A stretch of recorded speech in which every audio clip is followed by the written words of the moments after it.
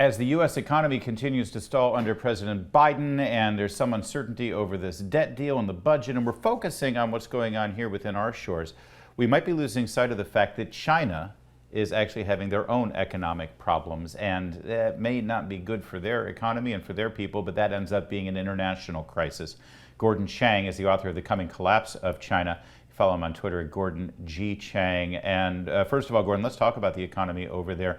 They're having issues with their factory activity and with the basics. You know, when you've got a totalitarian communist economy and you can't get everybody to work and making stuff, you got a real problem because there's no other way for people to eat, right? That's right. You have, for instance, youth unemployment, which is now at 20.4%. That's unprecedented. Or at least not in the last 3 or 4 decades. And Xi Jinping has no answer to that. He's just telling them to eat bitterness, as the New York Times tells us. And he's sending them down to the countryside to work. This is the Cultural Revolution. But we see an economy which looks like it's contracting. Imports, which is perhaps the best measure of internal demand, down now for 7 straight months, 8 of the last 9. We got other indicators in the last few hours that indicate that factory activity is going to decline as well. So Xi Jinping has no answers for these, Larry, and he's going to make his problems our problems. Yeah, I want to get to that in a second because that's clearly, you see the saber rattling over there. But real fast, is there any explanation as to why China's economy is suddenly stalled? It looked as though they had emerged from the post-COVID pandemic actually stronger, ironically, than anyone else, and they were chugging. Is this because just the global economy is bad and that means people aren't manufacturing, there's not as much demand, or is it because factories are finally being moved out of that country? There are a lot of reasons for it that are all sort of simultaneously hitting China at the same time, but fundamentally it's Xi Jinping's view of the Chinese economy. He has a Maoist-like outlook on the world. He's closing China off from the outside. He is punishing domestic private entrepreneurs when that's the tech sector, the most vibrant part of the Chinese economy. He's, of course, going against foreign investors. So I think people are starting to understand that this is inherent in the nature of China's system. And of course, there's still optimists out there in the business community, Wall Street, Walmart.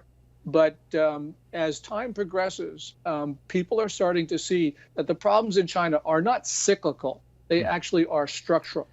And if American businesses, just a small portion of them, or if a business like Apple or some of the larger manufacturers, computer manufacturers and device manufacturers, if they just rolled back maybe 20% of their manufacturing from China and found other countries to do their contract manufacturing with, that could be devastating. Just a small fraction of their manufacturing being moved off of the mainland. Wouldn't that be it would have a huge ripple effect?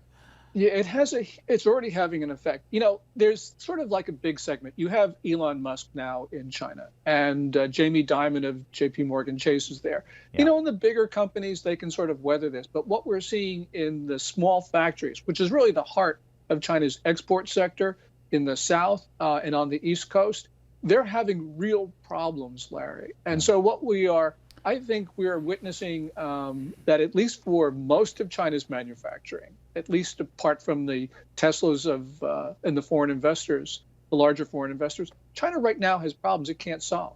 There is weak foreign demand, as you point out, and it's not going to really get that much better. One big symptom of this is the Chinese currency, which is now hitting below 7, with 7 renminbi to $1 US. Mm-hmm.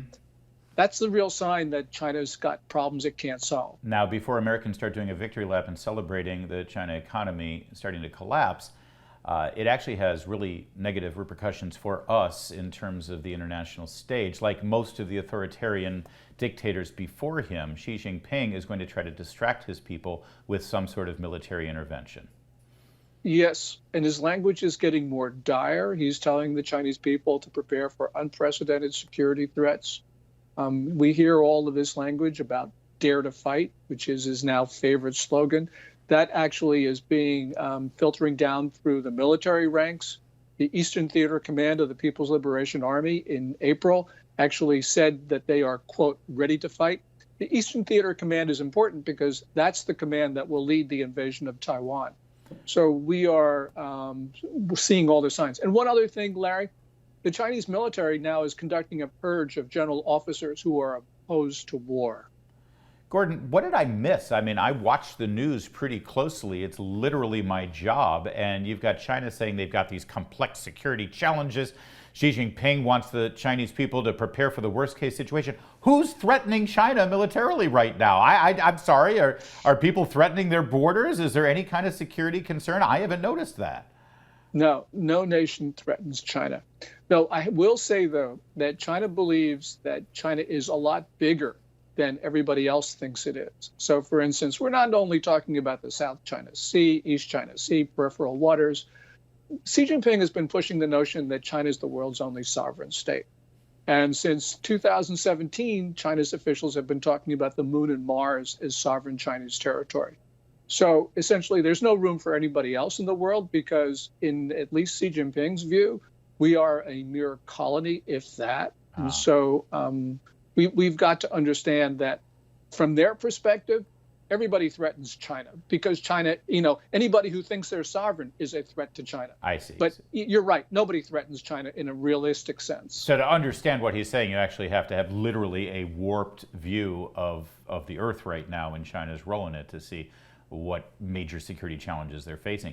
But it's getting very serious. I saw just last week, the 26th of May, there was a very close call, an intercept over the South China Sea of military jets. It's a harrowing video. And I think you pointed out on social media that this is actually an anniversary of sorts. Yeah, May 26, 2022, China did something never before in history, and that is they fired flares and chaff at an Australian P-8 reconnaissance craft, also over the South China Sea. Some of the chaff, which is aluminum foil meant to confuse radar, it got ingested into one of the two engines, so the Australian craft had an emergency. And they also did the same thing. They flew across the nose of the P-8, just as they flew across the nose of our Air Force RC-135, both on May 26th. Now, the Communist Party, anniversaries are critically important. They remember anniversaries. They want us to remember them as well. But we're Americans, so we think we don't have to pay attention to what the Chinese are actually signaling. But this Hu Xijin put out on social media something about basically what looks like a threat. Who is this Hu Xijin? Does this person work for the Chinese government? Because they say they have a premonition that there's going to be another one of these intercepts, and the next one will be, I'm trying to read this now, where there won't be any survivors, U.S. survivors. Yeah, that's a death threat. Now, Hu Xijin is China's most famous propagandist. I see. He was the editor of Global Times, which was controlled by People's Daily. People's Daily is the voice of China, and it is official. So he doesn't say, this person doesn't say anything without Xi Jinping and the apparatchik approving it.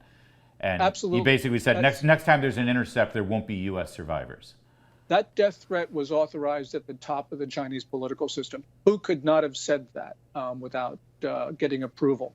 So clearly what China is doing is the Chinese military, Chinese political system, Xi Jinping, they've got a bloodlust. Yeah. They want to kill. They know they shouldn't, but they are provoking incidents where people, at least the law of averages says there will be a collision, people will die. Hu Xijin's threat is a death threat. Gordon, it's not a good time to have a president who appears to be compromised by financial entanglements with the Chinese government, that's for sure. There's more to come on O'Connor Tonight.